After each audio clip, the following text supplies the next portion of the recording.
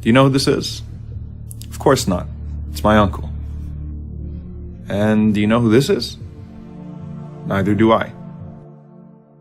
I work for the Human Resources Department at a local engineering firm. I also just applied for another job at a far more prestigious agency.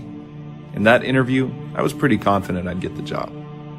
I knew exactly how this process worked since I'm usually on the other side of the table interviewing candidates just like myself at my current firm. The interviewers told me that I and one other individual were the strongest candidates. I'm pretty sure I'll beat them out.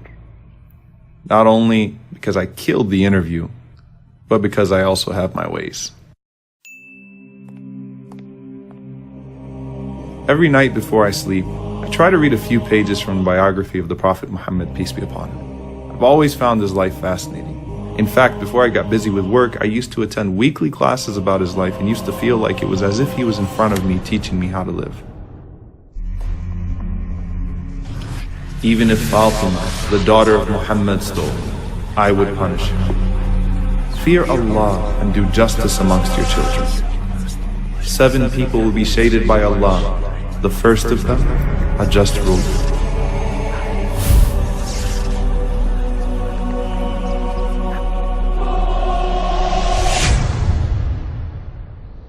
Now I remember him.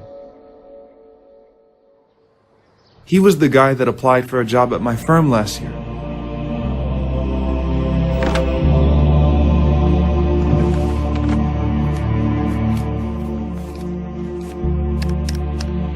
I knew he was qualified. I knew I should have picked him. But I overlooked him, and instead chose one of my friends from high school. Come to think about it, I interviewed them both the same day. My friend was clearly less qualified, but I nominated him to the executive committee, and he was employed.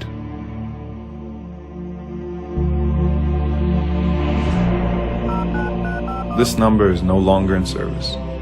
How am I supposed to reach this guy? I hope he still has the same address. Oh Allah, help me find him. Oh Allah, I beg you to forgive me for being unfair. I've never realized how difficult this would be until I was in a similar position, waiting to hear back.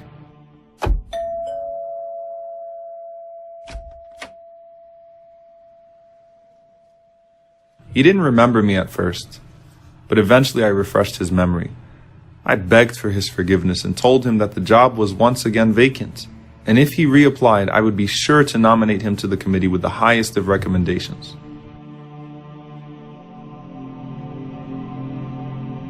After a moment of silence, he said, I have to ask, why now? What suddenly awaked your conscience? Muhammad, the Prophet of God. We need to read about his life and challenge our own vices with his principles, to read about his sense of justice, to read about how when Usama bin Zayd came to intercede on behalf of a powerful woman, he responded by saying that even if his own beloved daughter Fatima stole, he would treat her no different. We have to read about his call to establish justice, be it against our own family members and even against ourselves at times. His call to uphold justice and equality for all of the children of Adam. All of you are from Adam, and Adam was from dirt. There is no difference between one who is white and one who is black, except in piety. As for that new job that I had applied for that I was sure I would get because I had my ways, particularly my uncle being the manager of that company, who already guaranteed me the job, he told me to meet him at Asr prayer that day.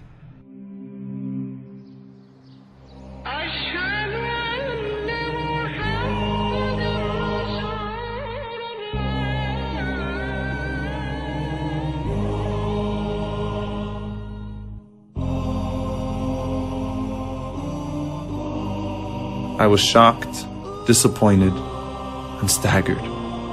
He chose the other candidate because he said he was more qualified.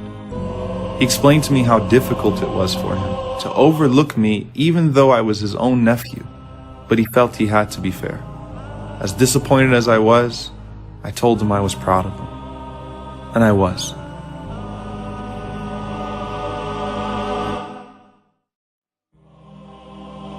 Our Prophet taught us that everyone should have their rights. and that everyone should be given a fair opportunity to succeed in this life and the hereafter.